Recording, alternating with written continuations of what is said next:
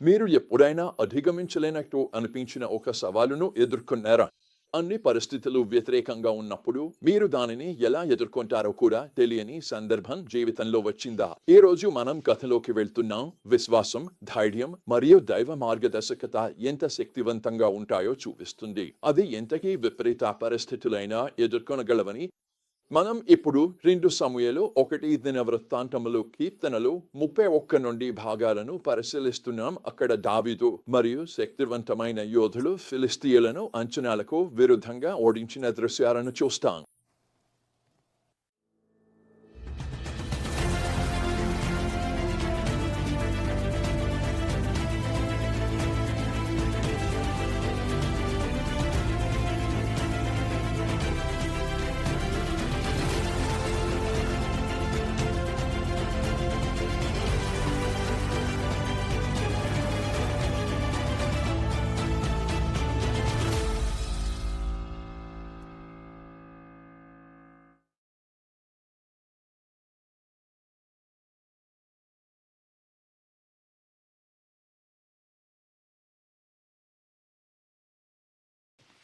ఈ భాగాల ప్రధాన సందేశం దావీదు దేవునిపై కలిగిన అచంచలమైన విశ్వాసంలో కనిపిస్తుంది.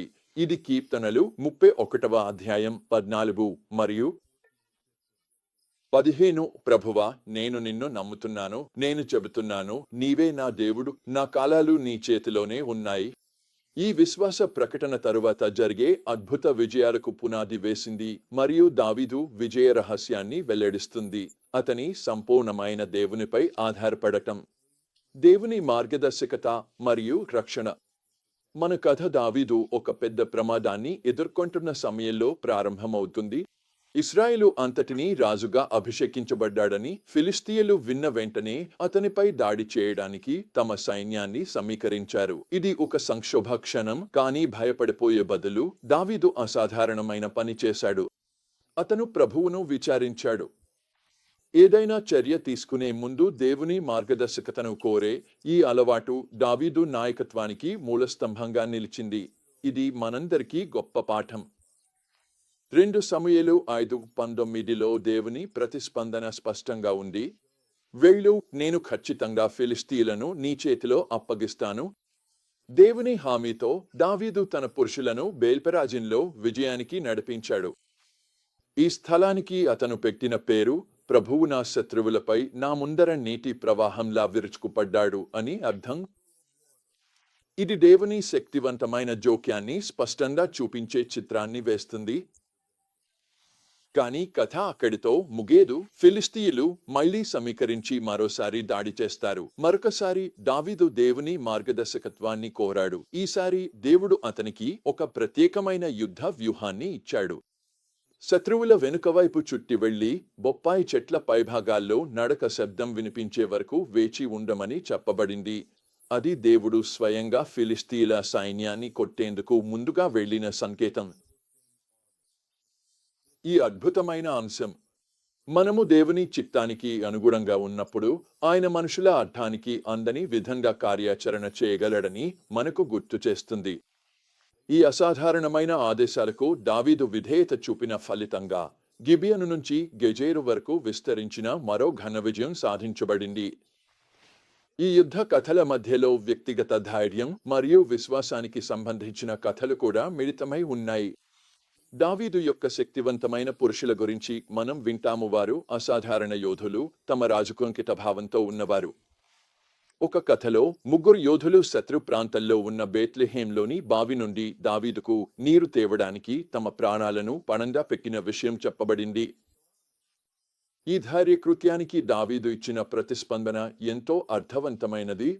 ఆ నీటిని తాగకుండా దావీదు దానిని ప్రభువుకు అర్పణగా పోయజేశాడు మరియు ఇలా అన్నాడు, ప్రభువా, నేను ఇది చేయడం నన్ను దూరంగా ఉంచు. ఇది తమ ప్రాణాలను ప్రమాదంలో పెట్టి వెళ్లిన మనుషుల రక్తం కాదా? 2 సమూయేలు 23:17. ఈ చర్య దావీదు వినయాన్ని మరియు తన యోధుల విశ్వాసం చివరికి దేవుని నుండి వచ్చిన వరమని అతను గుర్తించిన విషయాన్ని స్పష్టంగా చూపిస్తుంది. మనం ఇంకా వ్యక్తిగత ధైర్యకృత్యాల గురించి కూడా చదువుతాము. ఉదాహరణకు ఎలియాజర్, అతను ఫిలిస్తీయులతో యుద్ధం చేస్తూ తన చేతులు ఖడ్గానికి అంటుకుపోయేంత వరకు పోరాడాడు. మరియు షమ్మా, అతను ఫిలిస్తీయుల గుంపుతో పోరాడుతూ మినపప్పు పొలాన్ని రక్షించాడు. ఈ కథలు మనకు గుర్తు చేస్తాయి, దేవుడు తన ఉద్దేశాలను నెరవేర్చేందుకు వ్యక్తుల ద్వారా కూడా పనిచేయగలడు. ఇది చాలాసార్లు అధికమైన విఘ్నాల మధ్యలో కూడా ఈ కథనాలన్నింటిలోనూ మనం ఒక స్థిరమైన అంశాన్ని చూస్తాము. విజయం దేవునిపై నమ్మకంతో మరియు ఆయన మార్గదర్శకతకు విధేయతతో వస్తుంది. నమ్మకం పెట్టు మరియు విధేయత చూపు. ఇంకో మార్గం లేదు. విజయానికి దావీదు విజయాలు అతని సైనిక బలమో లేక వ్యూహమో వల్ల కాదు, కానీ దేవుని రక్షణ మరియు మార్గదర్శకతపై అతని అచంచలమైన నమ్మకమే కారణం. ఈ సత్యం కీర్తనలు 31లో ప్రతిధ్వనిస్తుంది. అక్కడ దావీదు తన సంపూర్ణ ఆధారాన్ని దేవునిపై వ్యక్తపరుస్తాడు. ప్రభువా, నేను నీలో ఆశ్రయం పొందాను. నన్ను రక్షించేందుకు నీవు నా ఆశ్రయశీల, బలమైన కోటవలే ఉండుము. కీర్తనలు 31:1 మరియు 2. యుద్ధాలు మరియు సవాళ్ల మధ్యలో కూడా దావీదు తన బలాన్ని మరియు భద్రతను దేవునిలోనే కనుగొన్నాడు. ప్రతి నాయకుడు సవాళ్లు మరియు సంక్షోభాలను ఎదుర్కొంటాడు. కానీ మన నమ్మకం దేవునిలో ఉంటే మరియు మన విధేయత వినయంలో నిక్షిప్తమై ఉంటే మనం కూడా దావీదు పొందినట్లే విజయాన్ని అనుభవించగలము. అతివ్యాప్తమైన సవాళ్లు దేవుడు తన ప్రజలపై తన ప్రేమను చూపించేందుకు మరియు తన మహిమను ప్రదర్శించేందుకు గొప్ప అవకాశాలు మానవజాతికి అంతటికీ. కాబట్టి ఈ సత్యాలను నేడు మన జీవితంలోకి నీవు మరియు నేను ఎలా వర్తింపజేయగలము? మొదటిగా, ముఖ్యంగా సంక్షోభం లేదా నిర్ణయాల సమయంలో చర్య తీసుకునే ముందు దేవుని మార్గదర్శకత్వాన్ని కోరే అలవాటును పెంపొందించుకోండి.